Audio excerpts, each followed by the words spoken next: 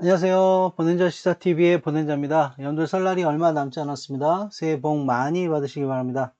오늘은 그 배현진의 당원권 정지 처분 문제, 그 다음에 요즘 심각한 법원의 그 판결, 사법개혁의 그 절실함, 필요성에 관련된 문제, 그걸 가능하게 만들려면 민주개혁 세력이 20년 이상 정권 재창출을 해야 되는데 그게 가능할지 거기에 대해서 한번 말씀드리도록 하겠습니다. 지금 그 배현진의 당원권 정지는 너무 좀 내용 자체가 좀 추접스럽고 파렴치해가지고 길게 다루기에는 좀 적절치 않은 것 같은데 뭐 그래도 이런 뉴스가 나오니까 다뤄보도록 하겠습니다. 그 국힘의 중앙당 윤리위원회에서 그 배현진의 당원권 정지 1년을 처분했습니다. 근데 그 처분 사유가 그 좀 조금 파렴치합니다. 이 배현진이가 페이스북에서 댓글 다는 사람하고 말싸움을 했답니다.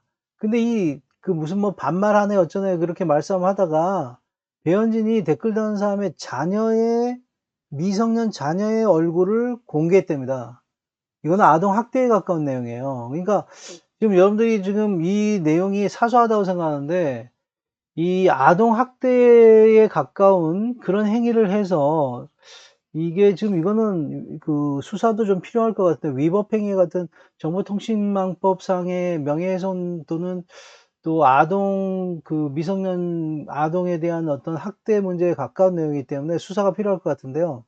뭐 여기에 수사에 무죄가 되더라도 이런 행위를 한 건 분명히 맞기 때문에 그리고 이런 것 때문에 징계를 받은 게 맞기 때문에 배현진은 앞으로 정치는 못할 겁니다. 이런 사람은 공천권을 받을 수가 없어요. 이게 뭐 사소하게 당원권 정지 1년이라고 생각하는데 이런 사람은 공천을 계속 못 받기 때문에 배현진의 정치 생명은 끝났다 이렇게 볼 수 있어요. 지금 그 한동훈이도 당원 게시판에 가족들이 글 썼다. 근데 그게 그 여론 조작이냐 아니냐는 수사가 필요하겠지만 일단 가족들이 글 쓴 거에 대해서는 인정했지 않습니까? 글 쓴 내용에 대해서는 무슨 뭐 신문 사설 이런 얘기를 했는데 하여튼 그것도 수사를 해봐야 알겠지만 일단 거기까지만 해도 무슨 그 나이 든 어떤 장인 장모가 글 쓴 건 아닐 거 아닙니까? 여론 조작의 가능성이 충분히 있다고 저는 생각하는데 만약에 장인 장모가 직접 글 썼다고 하는 걸 직접 글 썼다면 그거 밝히면 돼요. 그러면 이거는 여론 조작은 아니겠죠. 그럼 그거는 큰 문제가 아닐 겁니다. 근데 장인 장모의 아이디를 누가 가져가서 썼다 그러면 이건 여론 조작이죠. 분명히 한 명이든 두 명이든. 근데 사실은 그때 당대표 상황에서 대통령, 자당 출신의 대통령을 그렇게 비난하는 거는 그 당 내에서 용서를 못하고 있는 것 같아요. 그러면 이거는, 내용 자체보다 너무 파렴치하고 추접스럽기 때문에 정치 생명이 끝났다고 보는 거예요. 어떤 사람은 아니던데요. 무슨 토크 콘서트 하는데 10,000명 이상 왔던데요. 아니, 요즘 우리 어, 케이팝 스타들 공연 같은 거 하면, 아이돌 그룹 공연하면 10만 명 이상 와요. 웬만한 그 걸그룹이나 보이그룹의 팬층 보면 뭐 100만 명 넘는 사람들도 있어요. 근데 만 몇 명 와가지고 그게 지금 아마 전국에서 다 끌어모아도 그 정도면 그거는 끝난 거 아니에요? 정치인이? 그 정도도 못 모으는 정치인이 무슨 전국적인 그 영향력을 갖겠습니다. 말도 안 되는 내용이에요, 그거는. 근데 왜 그러냐면, 솔직히, 지금 한동훈이 제명되는데도 국힘에서 아무런 그 파동이 일어나고 있잖아요. 엄청난 뭐 아주 잔잔하지 않습니까? 이거는 한동훈의 영향력이 없다는 내용이에요. 그래서 그 뭐 그 제명 사유 이런 거에 상관없이 한동훈과 배현진의 정치 생명은 끝났다. 이렇게 볼 수 있습니다. 뭐 어떤 사람들은 이걸 그렇게 못생기게 해석 못 하는데 끝났는지 안 끝났는지 한번 보세요, 여러분들. 누가 맞는지. 근데 이제 뭐 이런 거는 지금 너무 추접스럽지 않습니까? 지금 여러분들 지금 이 말 하는 자체도 너무 더러우니까 이 말 들은 분들 빨리 가서 영조처럼 귀를 좀 씻으세요. 깨끗하게. 그리고 이런 행위를 한 무슨 장동혁이가 너무 옹졸한가요? 옹졸하죠. 무슨 대통령 오찬하는데 1시간 전에 다른 사람 그 말 듣고 팔랑귀처럼 안 간다고 얘기하는 그런 정치인이 어디 있습니까? 이게 이제 무슨 제1 야당 정치인이라고 할 수 있겠어요? 아유, 이런 옹졸한 정치를 하는 사람이 지금 이게 지금 이 국힘 정치인들이 하는 거 보면 이거는 뭐 무슨 봉수나 학당을 보는 것 같아요. 뭐 서부국을 보는 것 같기도 하고, 누가 총을 먼저 꺼내느냐, 서로서로를 삭제하는 정치를 하고 있잖아요. 그리고 그런 빌미를 스스로 제공을 하고 있고, 정말 봉수나 학당 같은 그런 모습에, 제가 많은 글을, 여러분들 제가 쓴 글을 나중에 한번 찾아보세요. 저의 번외자를 타고 가면 어디 글 쓴 보물 같은 그런 창고들이 있을 겁니다. 그 티스토리 같은 데 보면 제 글이 있을 텐데, 제가 오래전부터 보수 괴멸을 예언했던 사람입니다. 그 근거에 대해서 굉장히 긴 글을 써놨으니까 한번 살펴보면 지금 이런 걸 전부 다 예측한 거예요. 이제는 보수는 서로서로 삭제하는, 인력풀이 완전히 없어지는 정치를 하고 있기 때문에 그 보수 괴멸의 악순환이 계속 이어집니다. 이렇게 인력풀이가 없으면 좋은 사람이 들어올 수 없기 때문에 국민들에게 굉장히 실망감을 주죠. 그러니까 그 실망감 때문에 다시 지지를 얻지 못하게 되죠. 지지를 얻지 못하게 되니까 어떻게 되겠어요? 다시 또 어떤 선거를 해도 이길 수가 없는 것이 되겠죠. 그렇기 때문에 이 보수는 괴멸의 악순환에 빠졌다, 이렇게 볼 수 있겠어요. 지금 이거는 너무나 좀 이제는 우리나라 정치에 큰 영향력이 없는 건데, 뭐 종편이나 이런 데서만 대단한 것처럼, 한동훈 대단한 것처럼 띄고 있지만 전혀 그렇지 않습니다. 한동훈의 정치 생명 끝났다, 저는 이렇게 예상하고 있습니다. 자, 중요한 건 뭘까요? 요즘 역사 의식이 없는 판사들의 판결이 계속 이어지고 있습니다. 이 문제가 중요하죠. 지금 많은 지금 판사들이 우리 이진관 재판장님 빼고는 역사 의식이 없는 것 같아요. 지금 내란범을 다루고 있는데 일반 형사재판의 잡범들을 다루고 있다고 생각하는 것 같아요. 내란은 5,200만 국민들 모두가 피해자고, 지금 실질적으로 얼마나 많은 유무형의 피해를 받습니까? 특히 경제적인 피해도 많고, 그걸 극복하려고 지금 이재명 정부가 불철주야 노력해도 굉장히 어렵지 않습니까? 뭐 코스피 5천을 달성하고 있지만, 여러분들 정말 지금 의료 개혁을 하려고 하지만 지금 윤석열 정권이 뭐 파기한 것들 만회하기 위해서는 얼마나 지금 힘들어요. 정말 이재명 정부가 너무 노력하고 있지만 3년을 동안 국가 전체를 파탄을 만들어 놨어, 이것들이. 근데 그걸 갖다가 독재를 이어가려고 지금 내란을 저지른 거잖아요. 근데 이 내란 중요인분 종사에 대해서 분명히 인정을 해놓고는 서울중앙지법 형사합의 32부 재판장 유경진이 엄중하게 처벌해야 되겠다, 이렇게 말을 해놓고는 직권남용은 무죄, 그리고 단전단수 하나밖에 안 했으니까 감형해준다는 어처구니 없이 낮은 형량인 7년을 선고했어요. 이게 말이 됩니까? 직권남용도 이게 결과범위이기 때문에 최종 의무 없는 일을 갖다가 시키게 한 일이 결과가 발생해야 된다고 하는데, 단전이라는 내용을 소방청장에게 얘기하게 해서 그 지시가 이 명령 개통에 의해서 하달이 됐잖아요. 그러면 직권남용이 행사가 된 겁니다. 어떻게 이런 판결을 하는지 일반인들도 이런 거는 납득이 안 될 텐데요. 이거는 아마 지금 2심에서 뒤집힐 가능성도 있습니다. 그리고 난 정말 이해가 안 되는 게, 단전단수밖에 안 했다? 국민들이 목숨을 걸고 내란을 막았으니까 이거밖에 안 했죠. 만약에 국민들이 다른 나라처럼 목숨 걸고 막지 않았으면 어떻게 됐을까요? 윤석열 독재가 이어졌을 거고, 얼마나 많은 사상자들이 발생했고, 그것에 의해서 얼마나 많은 경제적 피해가 있었겠습니까? 어떻게 이 국민들이 막은 이 밑으로부터의 군사 구테타가 아니고 위로부터의 완전한 친위 구테타를 국민들이 목숨 걸고 막았는데, 이걸 단수단전 하나밖에 안 했다 그래요. 이걸 국민들이 목숨 걸고 안 막았으면 더 많은 피해가 발생했다는 역사적 인식을 못 하고 있는 겁니까? 이러니 국민들이 지금 뭔가 지금 판사들을 임용에 있어서 문제가 아닌가, 역사의 인식이 왜 이렇게 제대로 된 사람이 없는가, 이진관 재판장님 한 사람밖에 없는 것 같아. 그래서 지금 사법개혁의 필요성이 대두되고 있는 거 아닙니까? 그래서 지금 법 왜곡죄, 그 다음에 재판 소원 등 지금 본회의 통과를 앞두고 있는데, 이거에 대해서 지금 내란에서 아무 말도 안 하던 조희대가 이런 문제에 대해서는 또 이러쿵저러쿵 얘기를 하고 있는 것 같아요. 이거 누구한테 이러쿵저러쿵 하지 말아요. 여러분들 스스로, 법원 스스로의 자업자득입니다. 국민들의 지지가 굉장히 높습니다. 그러니까 이거에 대해서는 잘못한 걸 인정하고 그냥 받아들이세요. 사법부 개혁이 필요하다는 걸 국민들이 인정했고 그것을 대리하는 입법부에서 법을 만드는 겁니다. 왜 제대로 했으면 왜 국민들이 이런 추가적인 법률을 만들 필요성이 있다고 생각하겠어요. 근데 중요한 건 말이죠. 법률로도 이게 제대로 사법개혁을 할 수가 없을 가능성도 굉장히 높습니다. 왜냐하면 그 인력을 갖다가 모두 우리가 원하는 민주적인 헌법을 준수하는 그 다음에 국민들의 법과 감정을 이해하는 사람들로 바꿀 수가 없기 때문에 그래요. 근데 이걸 가능하게 만들려면 민주개혁 세력이 적어도 20년 이상 정권 재창출을 해야 됩니다. 근데 그게 가능할까요? 가능할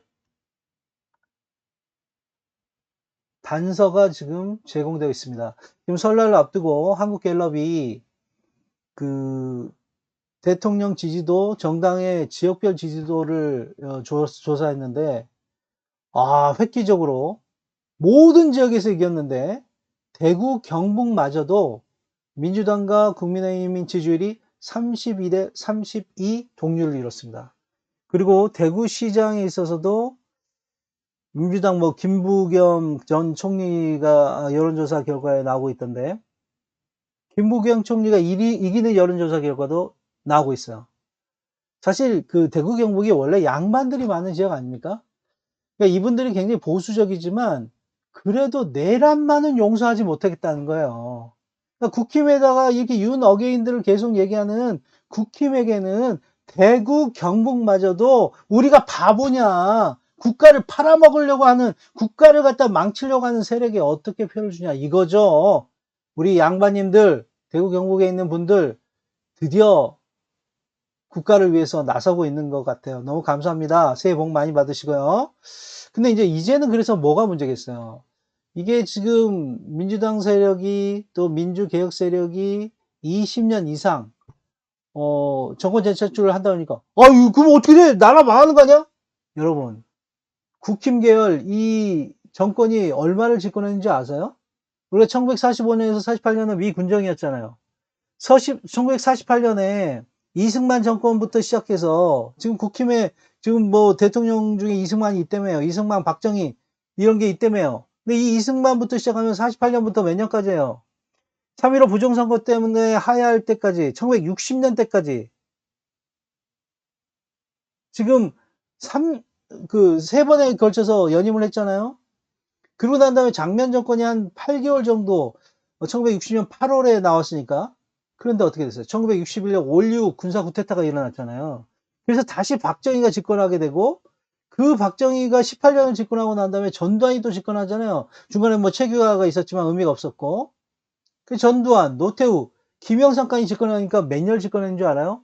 그 뒤에 박근혜, 그 다음 그 전에 이병막 5년, 박근혜 4년, 윤석열이 3년, 61년을 집권했어요.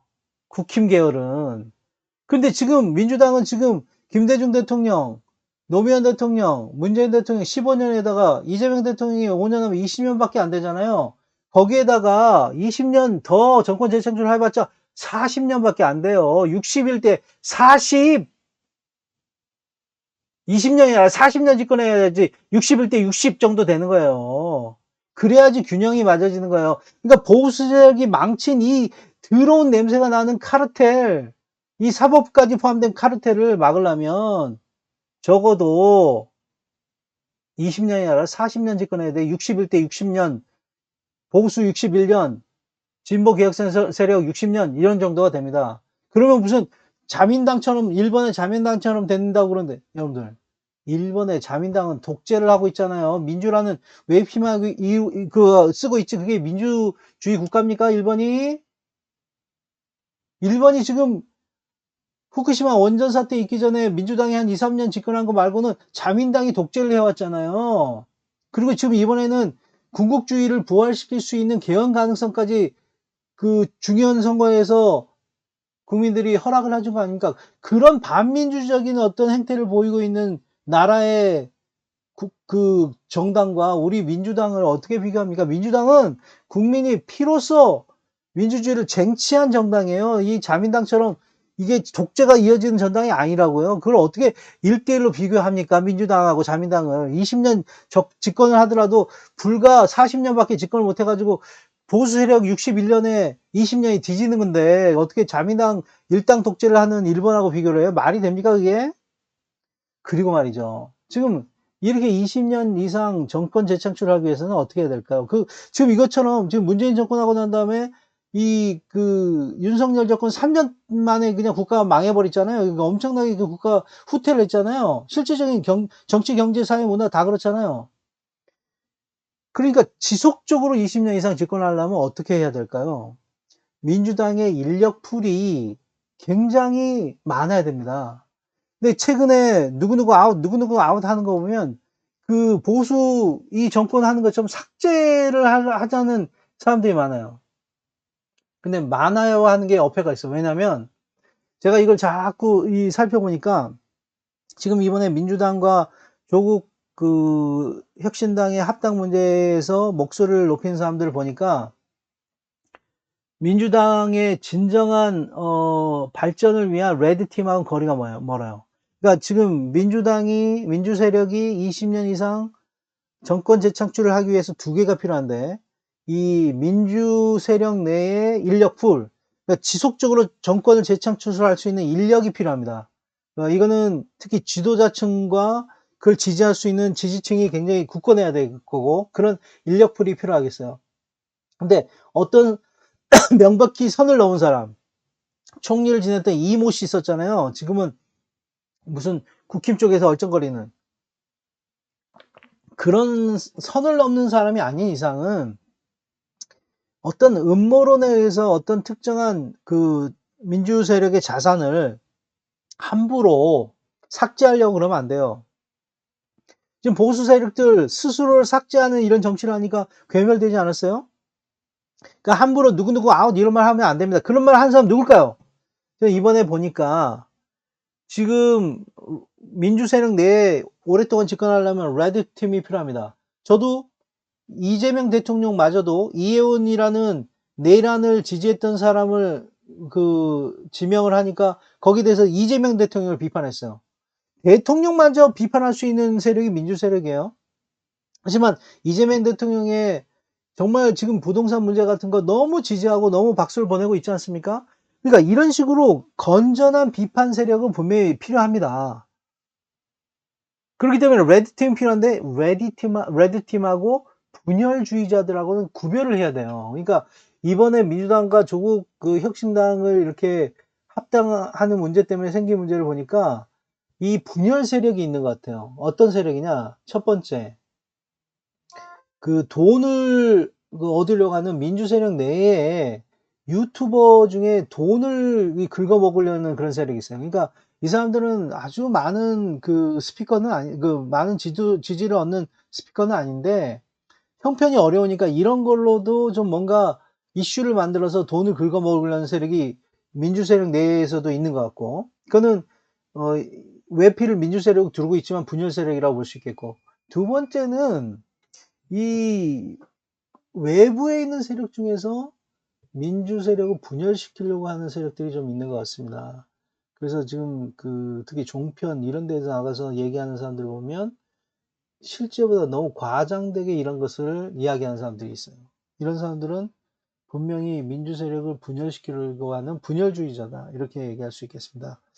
그래서 지금 이번에 민주당과 조혁신당 이 문제에 대해서 이거 너무나 많은 사람들이 지금 갈라서고 있지 않냐 이렇게 생각하는데 전혀 그렇지 않아요. 여론조사 결과를 보면 드러나고 있지 않습니까? 오히려 대통령 지지율이 63%로 역대 최고가 되고 있고 민주당 지지율도 떨어져야 될 거 아니에요. 대통령 지지율만 높고 뭐 이렇게 갈라섰으면 민주당 지지율도 떨어져야 될 거 아니에요. 아니에요. 근데 높아지고 있어요. 특히 이 대구 경북에서마저도 32대 32로 동률을 이루고 있단 말이에요. 그 얘기는 뭐냐면 이런 분열주의자들의 목소리가 과대표되고 있다는 거예요. 그러니까 막 댓글 이런 그런 데서 아까 한동훈 할 때도 얘기했지만 이런 사람들이 10,000명만 댓글 달아봐요. 엄청난 반대 세력이 있는 것처럼 보이잖아요. 그렇지 않아요. 이런 여론조사를 딱 결과를 보면 지금 분열 세력과 이 민주당을 비판적으로 지지하는 건설적인 비판 세력과는 차이가 있구나라는 것을 국민들 스스로가 알고 있다는 겁니다. 그러니까 다시는 이런 분열주의자들에게 속아가지고 민주당 자체가 근간이 흔들리지는 않겠구나라는 그런 자신감도 생기게 됩니다. 이런 여론조사 결과를 보면요. 그래서 이런 사람들의 목소리가 뭐 댓글이라든지 이런 거에서 굉장히 많이 있는데, 거기에 대해서 이제 흔들릴 필요는 없다는 걸 여론조사 결과를 보면 알 수 있다는 자신감을 가지세요. 그러니까 여러분들 너무 혼란스럽게 생각하지 말고 어딜 가나 이런 분열주의자들은 있습니다. 그러니까 만약에 뭐 김어준이나 유시민 작가나 이런 사람들이 잘못하면 비판할 수 있지만, 김어준 씨 같은 경우에 얼마나 오랫동안 민주개혁 세력의 스피커로서 역할을 했습니까? 그리고 유시민 작가는 말할 것도 없어. 이 유시민 작가처럼 그렇게 해안이 있는 그런 사람은 드물죠. 그래서 이런 말하지 않는 민주세력에서 그런 거에 대해서 댓글 안 쓴 사람 많아도, 이런 분들을 일부러 이런 사람들이 힘이 빠지게 만들려고 하는 분열주의자들이 있다는 거예요. 심지어 지금 보니까 옛날에 무슨 이야기했던 그런 내용들 클립 찾아가지고 이러니까 나쁜 사람이다. 아니, 그러면 여러분들 다 마찬가지예요. 노무현 대통령 얼마나 여러분들 비판했어요. 돌아가시니까 부채 의식 갖고 미안하다고 생각하고 그런 사람 많잖아요. 자기가 잘못할 수 있어요. 그러나 그것이 그 순간에 비판적인 어떤 건설적인 비판 내용이라면 나중에 그것이 잘못될 수도 있고, 그런 것을 우리가 받아들일 수 있는 거죠. 그래서 지금은 레드팀하고 분열주의자하고 우리 스스로가 구별할 수 있는 것 같아요. 그것이 여론조사 결과에 나타나고 있으니까 너무 걱정하지 마시고요. 더 이상 이런 목소리를 내는 사람들은 이 사람들 좀 이상하다. 너무 과도하게 민주 세력을 분열하고자 하는 그런 외부의 분열 세력 아닌가? 이런 의심을 좀 해보기 바랍니다. 자, 여러분들 이제 새해가 얼마 안 남았는데, 설날이 얼마 안 남았는데 새해 복 많이 받으시고요. 그리고 이번에 6월에 있는 지선부터 앞으로 20년 이상 정권이 재창출될 수 있도록 끊임없이 모든 선거에서 집중해서 김건희하고 윤석열이 거리를 할보하는 내란 세력이 다시 집권하는, 그래서 우리 대한민국이 후퇴하는 그런 날이 와서는 안 되겠다는 의식을 모두가 가져주기 바랍니다. 자, 모두 이제 좀 힘을 다시 모으고 지선의 승리해서 대한민국이 오랫동안 발전할 수 있는 기틀을 좀 마련할 수 있도록 해주기 바랍니다. 긴 시간 들어주셔서 너무 감사합니다. 새해 복 많이 받으세요.